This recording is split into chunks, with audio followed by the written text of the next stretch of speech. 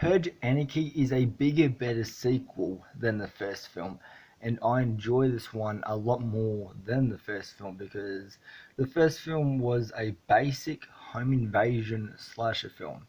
The sequel is much more. It takes the first Purge, like the first 2013 Purge, or was it 2012? I'm pretty sure the Purge actually came out in 2013. So yeah, 2013's Purge, not the first Purge, but the Purge, and it really expands on everything that first film did. Because the first one was in a house, the Purge Anarchy, the Purge 2 takes it out on the streets. So we have a much broader, we have a much bigger location here for the Purge to purge. Let's call it their playground because this is basically the Purge's playground where they have one night to kill whoever they want and where crime is legal. And the things I liked that I thought this sequel did a good job at expanding more on from the first film is location, but also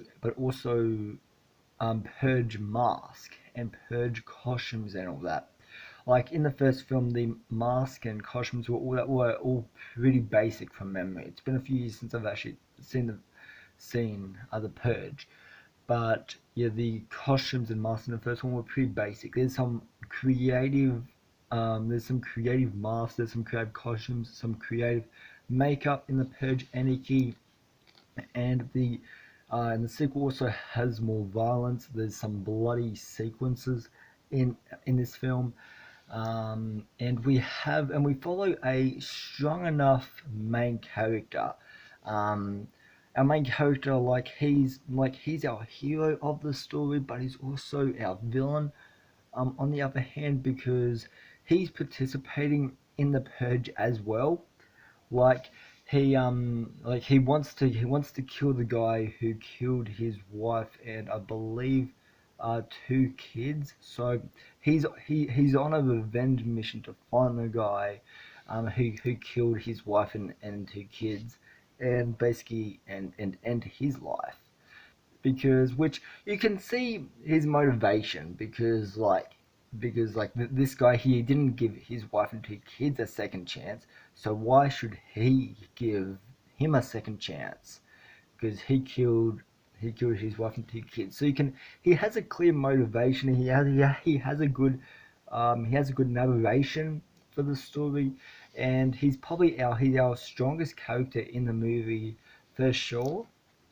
Because throughout the film, like he has a development, he has an arc throughout the film where, like at first, like he doesn't want to participate in the purge. Like there's multiple people he drives past in this film that are getting killed, and you can hear like gunshots like in the distance and all that, but he just keeps on driving because he doesn't want to participate in all of this. But then there's a point in the movie where he sees this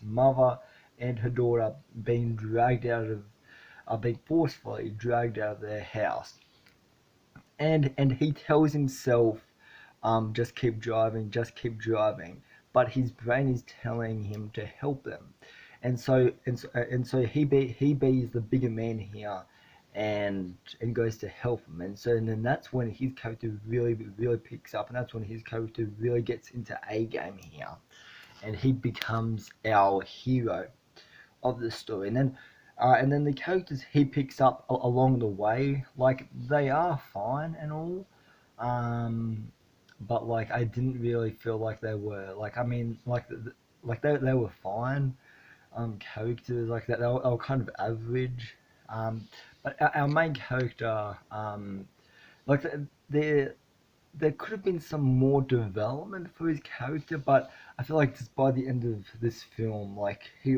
like you by the end of this character, like by the end of this, wait, what? By the end of this character, by the end of this film, sorry, you do care for his character because because you see his motivation, you see where he's coming from. He has a good narrative, and his character changes over this film.